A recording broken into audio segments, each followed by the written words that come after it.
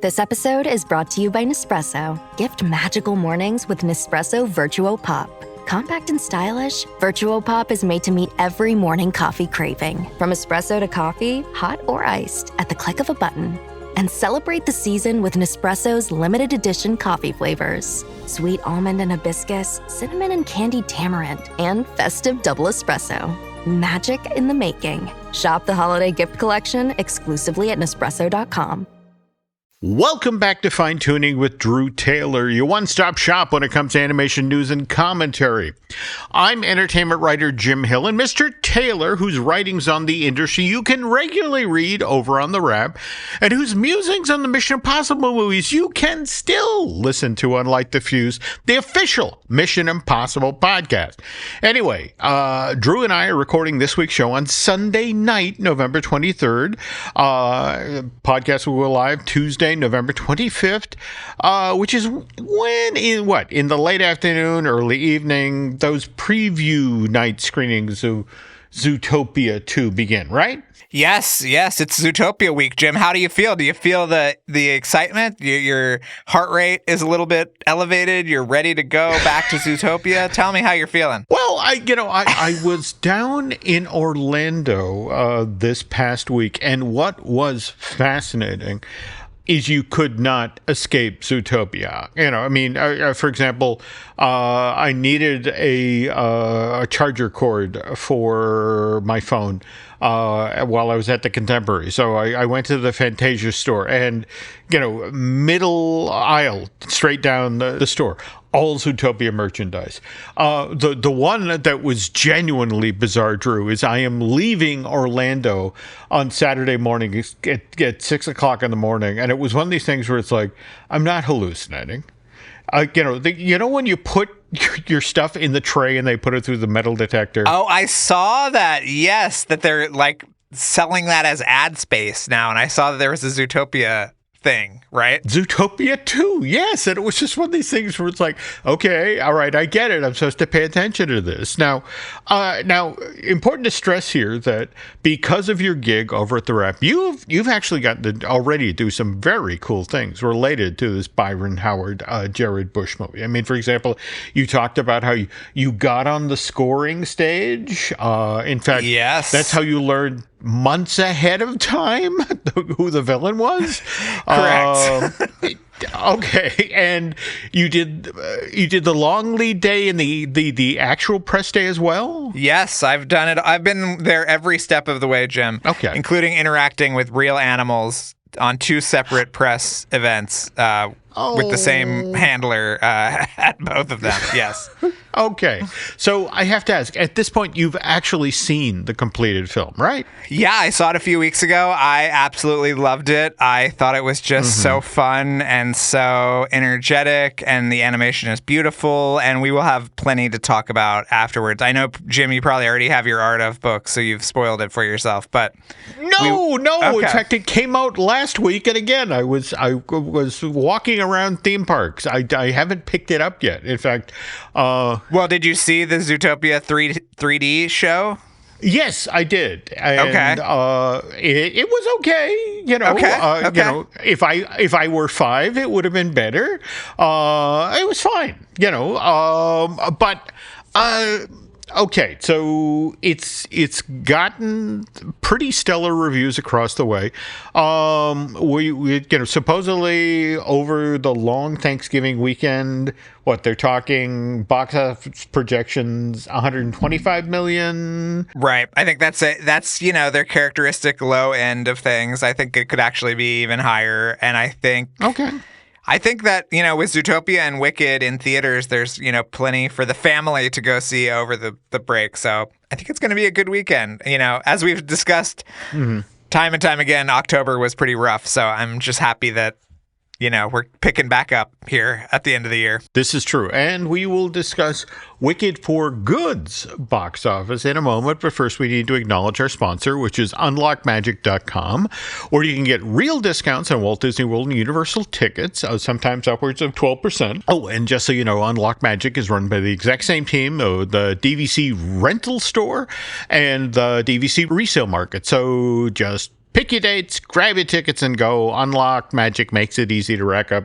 some pretty significant savings. And when you get your tickets, tell the nice folks at Unlocked Magic that it was Drew and Jim that sent you. All right. Back to Wicked for Good.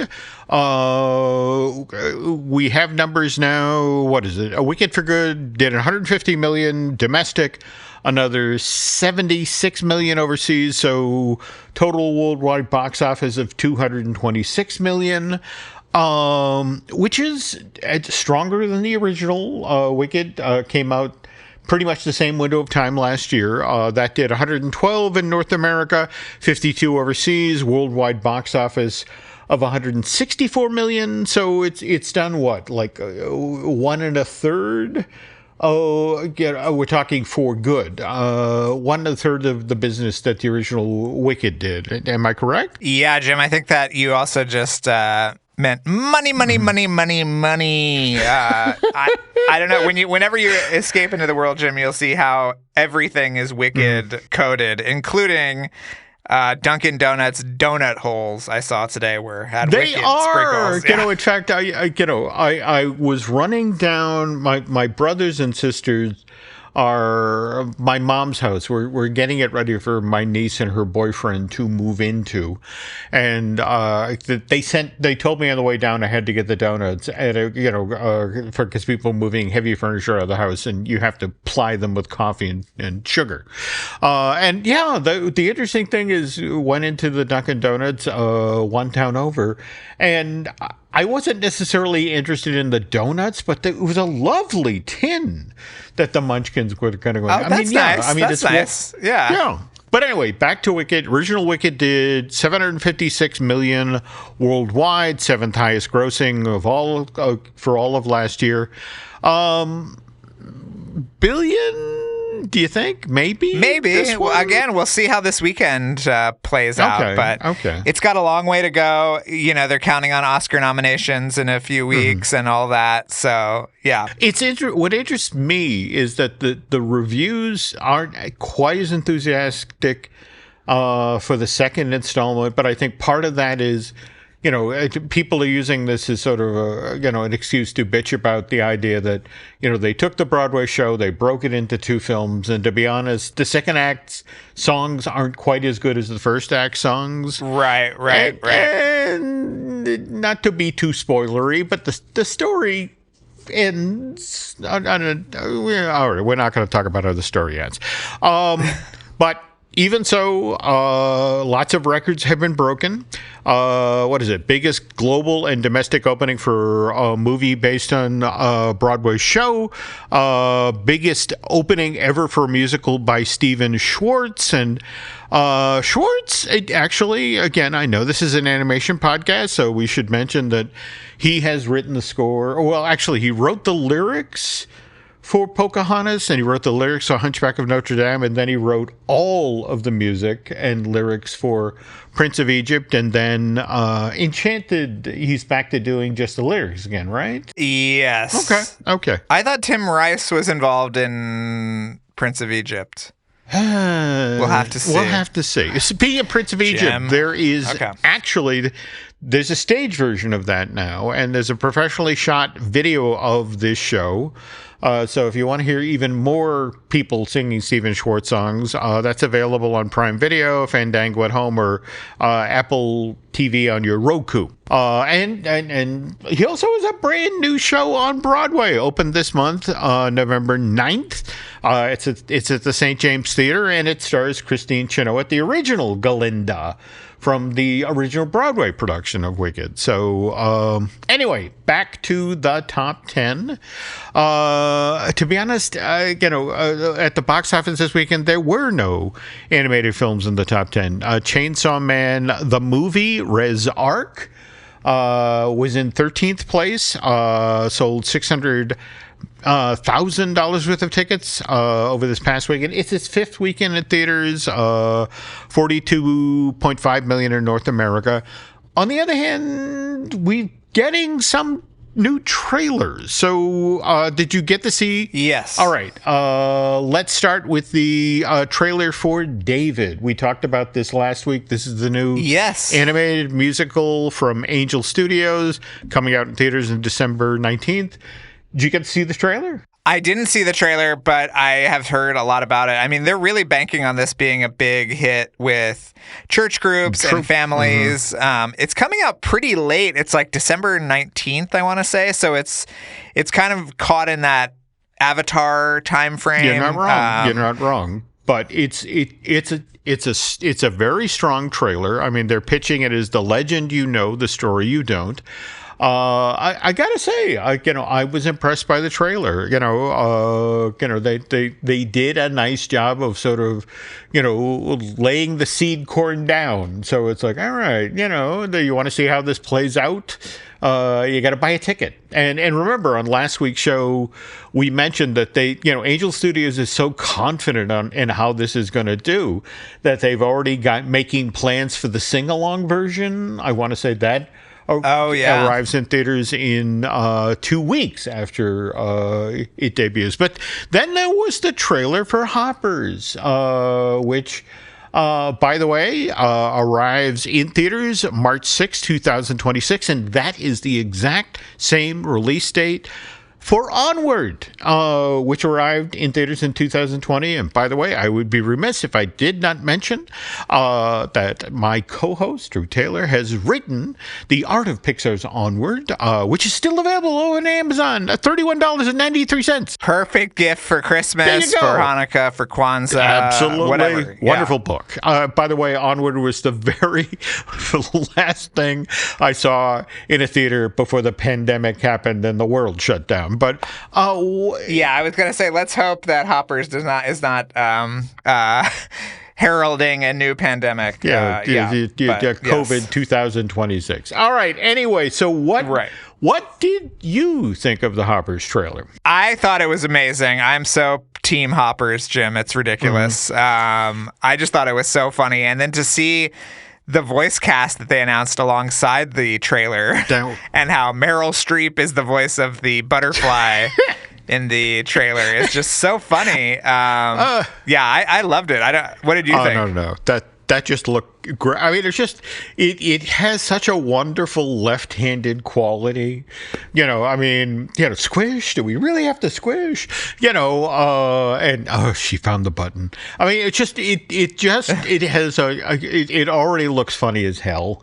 And I'm just fascinated to actually get to see it in theaters. But again, that's Pixar's first film for 2026. And Tim Allen took to X, just this past Friday, November 21st, to talk about how he wrapped his part on Toy Story 5 that day, and talked about how this film really affected me. I love I love these creators. I love this story, and I'm blessed to be in this wonderful spacesuit for so many years. And again, that's arriving in theaters June 19th. I want to remind folks that Tim Allen, when he first voiced Buzz Lightyear starting in 94, he was paid just $50,000. And, by the time Toy Story 3 rolls around, June of 2010, some 15 years later, his payday had increased to an estimated $15 million. And I bring this up because when we get back from this break, Drew is going to expand on a story that he helped break this week over on The Wrap, which talks about what the vocal cast of the next two Frozen films can expect to earn from the third and fourth installments of that franchise. But first, this. In Walmart's Huluville, everyone ready their cart. Amazing Black Friday deals are about to start. Online and in the app, such great deals to explore. Everything you love from tech, toys, and more. The days to save and the ones to remember. It's only the 25th to the 30th of November. Set your alarms. Don't miss out. These deals are epic, without a doubt. The Who's are all ready, but are you? Walmart Black Friday deals await. Who knew? We find Vecna, we end this once and for all, together. On November 26th. We have a plan. It's a bit insane. Everyone in? He knows where we are. Watch out! Get ready for one last adventure. We stay true to ourselves. Stay true to our friends, no matter the cost. Found you. Stranger Things, the final season, begins November 26th, only on Netflix. Kraft mac and cheese is the best thing ever. It's even better than pop music. You look just as natural enjoying us at age 13 as you do 55. Kraft mac and cheese, best thing ever. And we're back, and forgive the adult language, folks, but I'm pissed. The irony here is what has ticked me off is a holiday special that, I'm not going to lie, I have been looking forward to since, well, when did Naughty vs. Nice come out? That's 2011, is that right? 2011, yeah, so it's been over 10 years since... Wayne and Landy, the Prep and Landing elves, finally got a third holiday special, which you probably don't know about because nobody at Disney seems to have spent any money on promotion of this thing. I'm not wrong about this. Am I, Drew? I mean... No, I was doing my TV watch list newsletter, which I encourage everyone to sign up for on the Wrap, and I was looking at next week's programming, and... Yeah, I had to search for any details. I did find like a TV spot, not even a full trailer about it. But yeah, there is no money getting spent. Well, what Drew and I are talking about is Prep and Landing, the Snowball Protocol is it debuts this week, literally in a day or so. Thanksgiving night, November 27th, on the Disney Channel, and then it debuts on Disney Plus the next day. Now, I'm going to assume that means that at some point deep in December, Snowball Protocol is going to actually show up on ABC. But this kind of makes me crazy. I mean, it was developed by the very same people who did the first two, Kevin Dieters and Stevie Wormer-Skelton. What is it? Shane Zallen is directing, and Hilary Helding was the writer. But look, when the original Prep and Landing came out in 2009, it got full court press for Emmy consideration. And then there was the little short in 2010, Secret Santa. And then in 2011, we got Naughty vs. Nice, which was the second holiday special. And I'm just going to flat out say this. That got all sorts of attention. Those three Prep and Landing projects got all sorts of attention because they were done by Walt Disney Feature Animation Studio. And it was a big deal that Walt Disney Feature Animation Studio made a holiday special. If we now jump ahead to Prep and Landing, the Snowball Protocol, this one actually was produced by Walt Disney, or Disney Television Animation. Yeah. But you were also mentioning that it was actually done by an outside studio. Is that correct? Or yeah, Icon was the animation company because... Yeah, I think that they were just tied up with Zootopia too. What's funny about that is that the entire reason for the Vancouver studio opening, as you know, Jim, was to produce things like this. Yes. Short form stuff, TV stuff. And, there's so little new stuff coming to Disney Plus for Christmas. I thought that there would be a lot made out of this. And I was going to ask you, Jim, did you go to Jollywood Nights while you were down there? Because the elves are in that... nighttime show, right? Well, yeah, the one that's projected on the the Chinese theater. But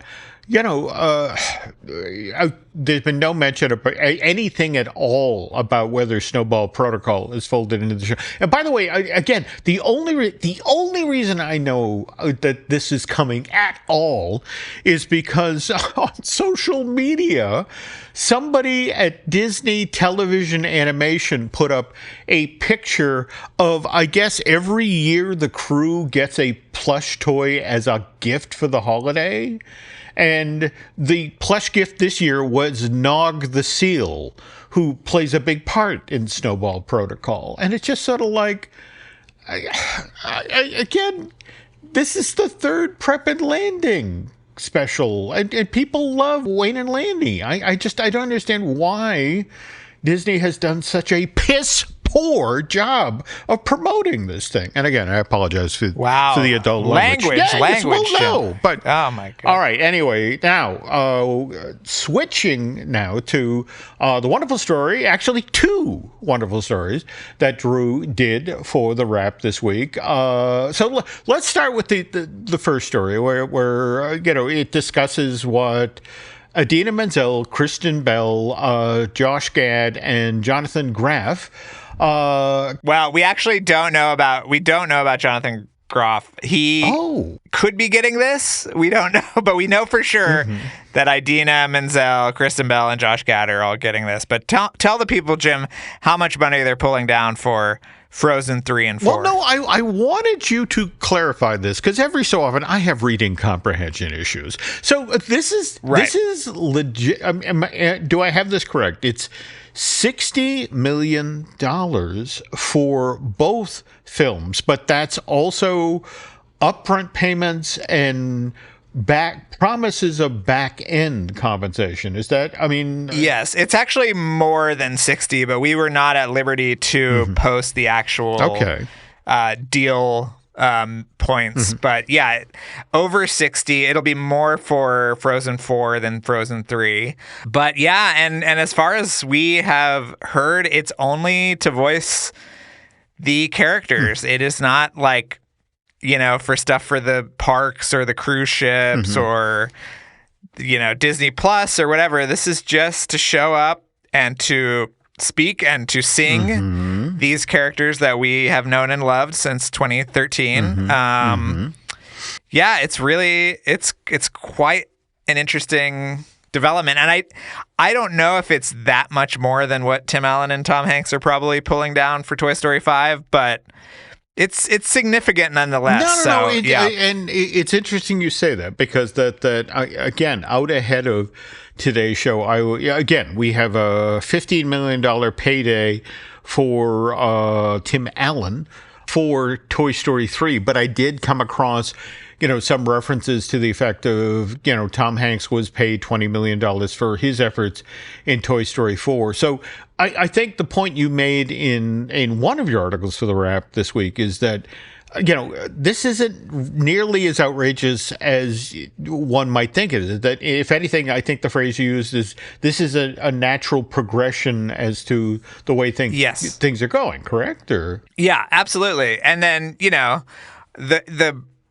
the kind of genesis of this whole thing, which I talk about at length, is obviously Robin Williams as the genie in Aladdin and what happened after that, because he was paid something like, James Stewart says he was paid $500 a session for that, which is below scale. But, you and I love the story about how the Disney company tried to make amends for that. Well, now, mind you, what's kind of interesting, I did come across, there was a reference at one point that Williams total was paid $75,000 for his work on the Genie. Wow. Now, what's kind of interesting, again, that's 91, and they put it in context, the effect of, at that time, Williams' fee for doing a film was $8 million a film. Okay. And what's kind of interesting is that we mentioned earlier that Tim Allen made $50,000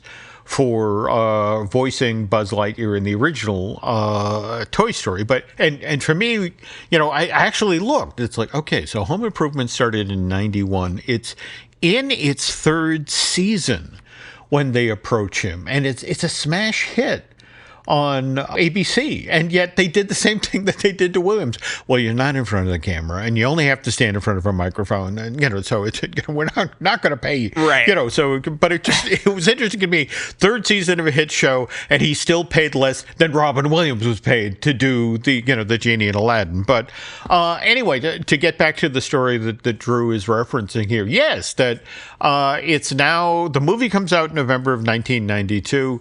It is an absolute box office smash.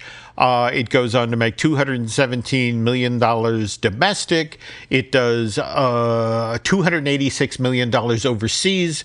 So it's $500 million. And again, Robin Williams is looking at his $75,000, and also the fact that Disney said they would not use his image or his in the advertising, and that's gone totally out the window. And again, forgive me for using adult language. Right. Robin's pissed. So Disney tries to compensate. I want to say I was trying to find the exact awards dinner that they did this at, but they present him with, it's a Picasso. Well, what's interesting, I had always heard it was Picasso print, but what I've come across tonight is it was a Picasso painting, where Picasso. That's what Michael Ovitz claims in his memoir, which is what I quote in the article. But yeah, he says that it was his idea and that he actually picked out the painting. But what's very funny in the most Eisner way possible was that Eisner suggested that it still be owned by Disney and it would be lent to Williams. No, I hadn't. Oh my God, I hadn't heard that. Yeah. All right, well, just tonight, the kicker. Well, first of all, he gets presented this painting, and I guess Eric Idle is at the same event, and Eric is trying to talk Robin into setting fire to it, publicly as a protest. But there's a part of the story I had never. Well, first of all, Drew, you have to tell about where Disney supposedly got the painting. They kept telling Williams, "Oh, we got you $1 million Picasso, and that's how much we love you." And then, but it turns out it was some gallery, right? That Ovitz went to. What was it called, Jim? Well, okay. Now, what's interesting? We have two competing stories here, because I heard. Okay, here we go. I heard it was an estate sale. And really? I'm trying to chase that down, but evidently, it was, supposedly valued at $1 million, and Disney got it for much, much less. And then, all right, and then, but perfect. But here's the kicker. Here's the kicker for the story. Williams finds out about they got it at the estate sale. So evidently there was this window of time, and again, so it supposedly puts this whole thing in motion. Williams finds out. In fact, he gets an invite to Ovitz's son bar mitzvah. And supposedly Williams came within inches of regifting, to the effect of presenting Ovitz's son at the bar mitzvah. Here's my bar mitzvah kids. Hey, it's a Picasso. Wow. Hey, what do you think? So, that's really funny. Yeah, but all right. So, again, realistically, given, and let's also talk about what comes. There are certain responsibilities that come with that sort of payday. I mean, it means, for example, that Adina and Kristen and Josh, they have to do the publicity gauntlet for those two films. And these days, that's multiple world premieres, that's weeks of press. And if Frozen 2 is any example of what these guys have to go through, they'll be recording lines like 10 days out, right? Yeah. Well, I don't know if you were looking, Jim, but I was trying to clock who was going to the global premieres of Zootopia 2. It was like, Bateman didn't have to go to China. It was like, let's see who's here and who's not. But yeah, okay. It was very interesting. Yeah. But like I said, there aren't that many strings attached to this. I mean, this is just recording your lines and, showing up when asked. But yeah, I thought that there would be more, because, Disney wants to screw people out of everything that they can, obviously. They do. So, But on the other hand, again, these are two films that have made billions, each, the Frozen 1, Frozen 2, $1 billion each for the company. And in theory, Frozen 3, which they haven't formally announced for November of 2027, but that's the smart money, right? That's the date. Yeah, it'll be Hexed next year, and then Frozen 3 in November of 27. Okay, yep. And 4, we don't even want to speculate at this point, but there is a fourth one coming. But you and I know that the Aladdin thing was significant because it was the first time that a celebrity's voice had been utilized in the marketing of the movie, and that it was really him that got a lot of people in to see Aladdin because totally. You and I know that there had been a mixture of actual movie stars and voice actors in prior Disney things, but nobody was going to see Rescuers Down Under for George C. Scott. No. So that's what was different, right? And do you remember this kind of sea change then? Well, for me, what was fascinating was watching, Jeffrey Katzenberg, just watching what happened when you put a Robin Williams in a Disney animated film. And then to watch how going forward, we got Mel Gibson in Pocahontas. We got Michael J. Fox in Atlantis. I mean, it's just the whole notion. And face it, when Katzenberg walked out the door and started DreamWorks, I mean, he would not cast the leads for his films unless they were celebrities. Right. And I might argue that, like, for example, Shark Tales, you look at the vocal cast for that film is amazing, but they aren't particularly good vocal actors. I mean, Will Smith and Angelina Jolie in those movies, it's like, well, French vanilla next to old-fashioned vanilla. There's no real color from either of those performers. I mean, in fact, it's so funny to come full circle here. When you put a Josh Gad in the role of Olaf, there's gas in the tank there. This is a really talented, funny man who can both sing and in fact, when Olaf has to be sincere, you buy it because Josh can deliver the goods. That whole some people are worth melting for. And they're all such great stage performers and improvisers, and they add so much. You're right. Something like Shark Tale, or in my article I was talking about the legendary Sinbad with Brad Pitt debacle. Yes. Yeah. Right. But again, I think I told I've shared my Billy West story with you that Billy West was the angriest person on the planet in regard to Brad Pitt being hired to be in Sinbad. At one point he wanted to cut off Brad Pitt's foot and shove it down his throat. Just taking jobs from voice actors. But anyway, on that note, folks, we're going to take another quick break here, and when we get back, we're going to talk about why right now Drew Taylor is the busiest human being in the covering the entertainment industry, because we are in award season and we just learned which animated films are up for Academy Award consideration, and we'll talk about them in a sec. But first, this. Purina believes no one should have to make the impossible choice between their own safety and their pets. But nearly half of domestic abuse survivors delay leaving because they can't bring their pets with them. Through the Purple Leash Project, Purina is helping create more pet-friendly domestic violence shelters so survivors and their pets can escape and heal together. Visit Purina.com/purple to learn more. Does it ever feel like you're a marketing professional just speaking into the void?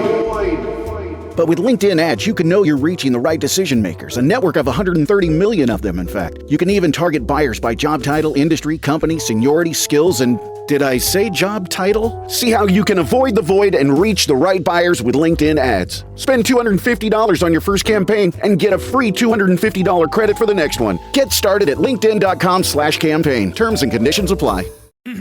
Oh, Hilton stay. Your beds are soft and cozy.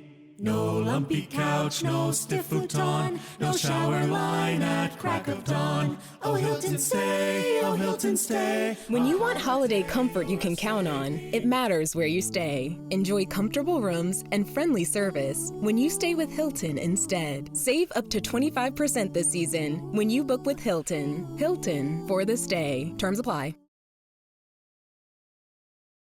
And we're back. Okay, so Drew, again, it seems weird for the 98th Academy Awards. Is it March this year? It's March when March 15th. It's so late this year. It's like, oh my God, this award season is going to go on forever. Well, and that's the thing, folks. We are do the math. We are 4 months out. And yet, we are marching right along. And in fact, Drew has been, moderating panels left and right. In fact, anything this week or thereabouts that you? No. I think people are kind of taking the next couple of weeks off for Thanksgiving, but I'm sure I'll be back in the swing. As soon as I know, you'll know, Jim. Mm-hmm. But oftentimes you get the call at 11 a.m. and say, are you free at 6? It's like, okay, sure. Okay, so sure. All right, but at this point in award season, folks, this is when we find out which films are eligible, for various categories and for what reasons. And in fact, this past week we learned of the 35 full-length animated films that will qualify for the Best Animated Feature Oscar. And I have to ask Drew, what did you think of the list this time around? I mean, I thought the list was great. There are some interesting things about it, though. Did you notice that Neza 2 was not on the list? Yeah, and... Do we know why that is? Or what is that? That is now the top grossing animated film in history, right? Oh, absolutely. Over $2 billion. Yeah. And I mean, you would think that alone would qualify this project for at least a courtesy Oscar, I've actually got a call or two into people, to the effect of, what tripped it up? I mean, because it was released within the calendar year, right? I mean, yeah, it was released. I think A24 put out the dubbed version in August, and I believe before that the Chinese language one was in theaters. So yeah, I don't get it. I don't understand why that was left off, but yeah. I mean, and now mind you, I mean, if we look at the list here, I mean, at least K-pop Demon Hunters, again, giant, huge pop culture phenomenon, debuted on Netflix, did have a limited theatrical run. That makes the list.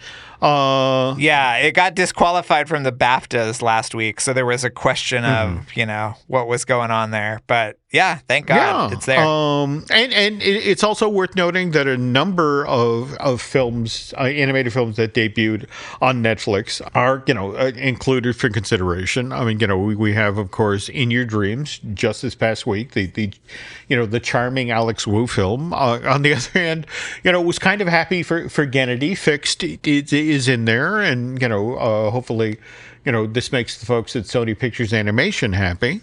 Yes. And there are the usual suspects. I mean, Pixar had a film out this year, Elio, that gets a nod. Even the SpongeBob Search for SquarePants movie, which won't arrive in theaters till December. It has made the list. And, no slouch. The film that Drew was so enthusiastic at the top of today's show, Zootopia 2, has made the list.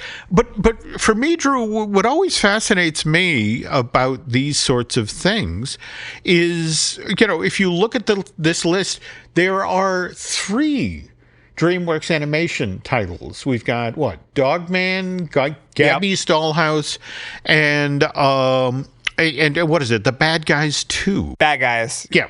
And you and I both know that. Look, some very talented film people worked on these films. They did okay at the box office. DreamWorks is always happy. Already happy with what these have done. But I don't think anybody at that studio thinks that any of these are seriously in contention for an Oscar this year. But always when you do the contracts for these sorts of things, there is language in there to the effect of they will at least do a bare minimum Oscar campaign. And yeah, absolutely. And I bring that up because if you go to animationmagazine.com right now, the banner on that site is for your consideration, Bad Guys 2. And it's just sort of like, okay, somebody is honoring the contract, but there's another element to that too, Jim, which is that the more movies submitted for the long list, the more actual nominees will come out of that list. So the fact that there are 35 nominees means that there will be 5 nominees in the actual category. Oh. So even if they don't have a chance in hell to get into that short list, they have a better chance because they're adding to that long list total.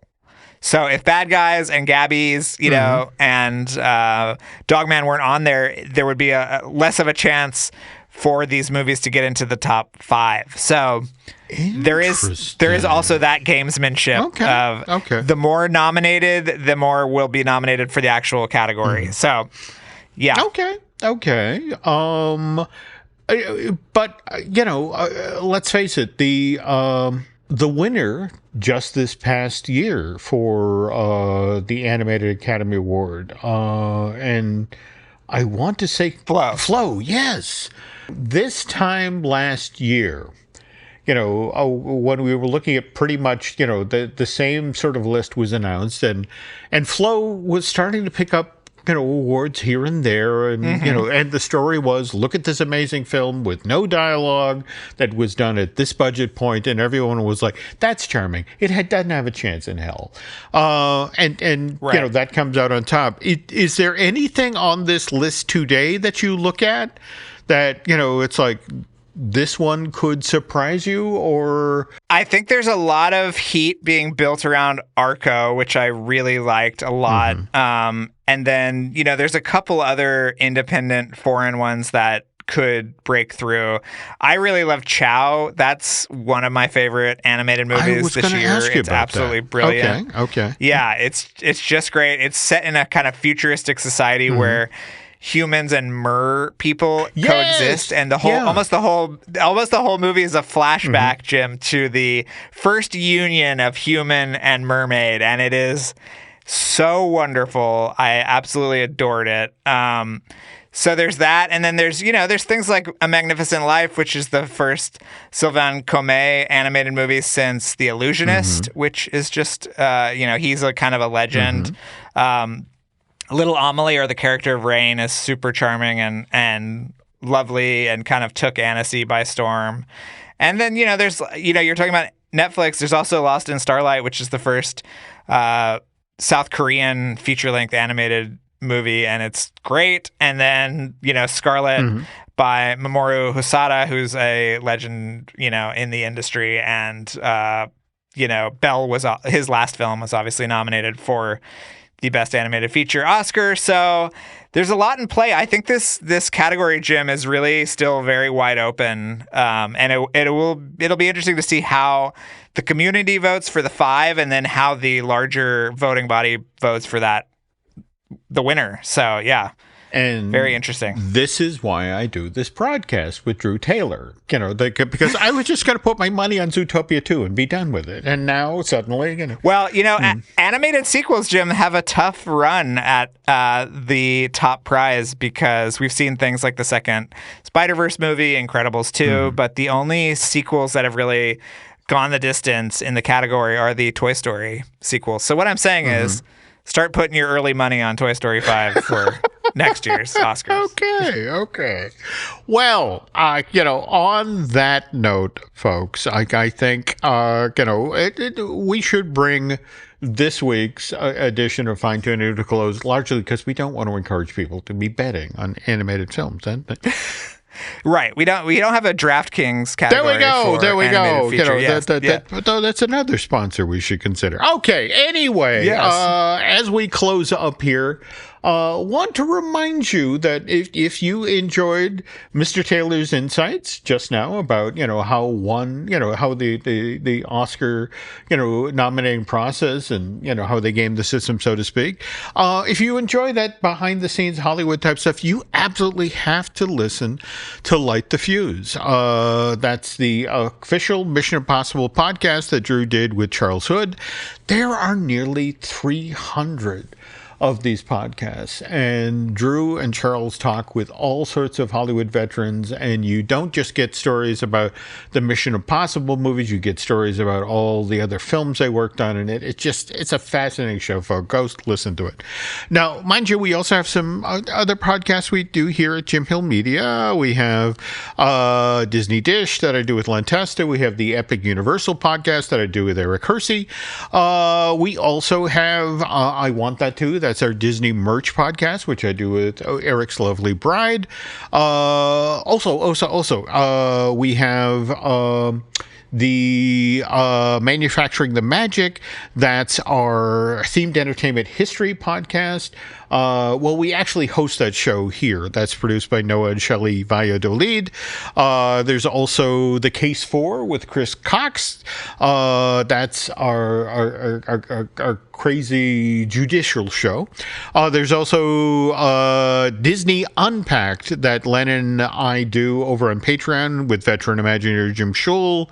And in fact, earlier this week, we posted as a Disney Dish our walkthrough at IAAPA, Drew, 9 miles of aisles at the Orange County Convention Center. We only got through, I want to say, a third of the hall, but you have to do that show at some point. It is.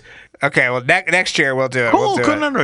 You definitely come on. And you went to Epic Universe for the first time. How did you enjoy that? I did. In fact, the kicker, while again, Shul and I, old men, exhausted. Okay, we make it into Burke in the middle of the afternoon, and we're sitting down in an outdoor dining area where, some dad with his kid goes, "Hey, look, a dragon!" And so I look over my shoulder, and a crow is flying over, the land of Burke, and ha, very funny. And the little kids, wow, a real dragon, Daddy. And if I look back, it's the drone. They actually had the dragon. I saw that they were out. Well, but you would have. Oh, that's crazy. You would have, all people would appreciate this. Why was the drone out this week? IAAPA was on. Everybody who worked in themed entertainment is in town, and so Universal Creative, got the thing up in the air. But it was the Zippleback. What's interesting is it actually it flapped its wings from the How to Train Your Dragon. But no, Epic was beautiful and ambitious. And to mind you, I would have enjoyed it if a few more attractions were actually working. But that's a story for another time. Anyway, as we close up shop here, I want to thank Eric Hersey and David Gray, who do such a great job of editing and producing this podcast. Also, quick favor, folks, if you get head over to Apple Podcasts and rate and review this show, as well as Light the Fuse, that would be cool. And beyond that, Drew, where can the nice folks find you on social media? On X and Instagram as Drew Tailored, like a tailored shirt. And Jim, where can people find you and the rest of Jim Hill Media? Where can they find all of you? Well, you pick up a rock, I'm under there. What is it? You can find me on X and Instagram as Jim Hill Media, and then over on Facebook is Jim Hill Media News. And that is going to do it for this week, folks. So on behalf of Mr. Taylor, first of all, happy Thanksgiving to all of you out there. And in fact, Drew, you and Katie have a Thanksgiving adventure in the works. You're headed out. Wait. Yeah, we're going to be in Palm Springs. Yeah, and my mom is going to come out and see us. It's going to be so much fun. Oh, wow. How many things can I throw into one trip, Jim? Just what I love about the Thanksgiving in Palm Springs is, the irony that, you could just put the turkey outside. It's that hot. It just sort of, you don't even have to put it in. It'll actually be very moderate. And, I'm thinking a lot about Palm Springs because we just lost Udo Kier this weekend. And one of the last times I was in Palm Springs, Jim, you'll love this. I walked into a mid-century furniture store. There was Udo sitting on a couch. I sort of said, "Oh my God, how are you?" And, talked him up for a few minutes, and he was just as lovely as could be. So thinking about Palm Springs, I'm thinking about Udo Kier tonight, and excited to go back. So, yeah. Well, okay. That what a lovely grace note for the end of the show. Can't top that. So, again, on behalf of Mr. Taylor, thanks for listening to this week's Fine Tuning, and we will be back soon. Hey, Ryan Reynolds here. Wishing you a very happy half-off holiday, because right now Mint Mobile is offering you the gift of 50% off unlimited. To be clear, that's half price, not half the service. And Mint is still premium unlimited wireless for a great price. So that means a half day. Yeah? Give it a try at mintmobile.com/switch. Upfront payment of $45 for 3-month plan, equivalent to $15 per month required. New customer offer for first 3 months only. Speed slow after 35 gigabytes if network's busy. Taxes and fees extra. See mintmobile.com.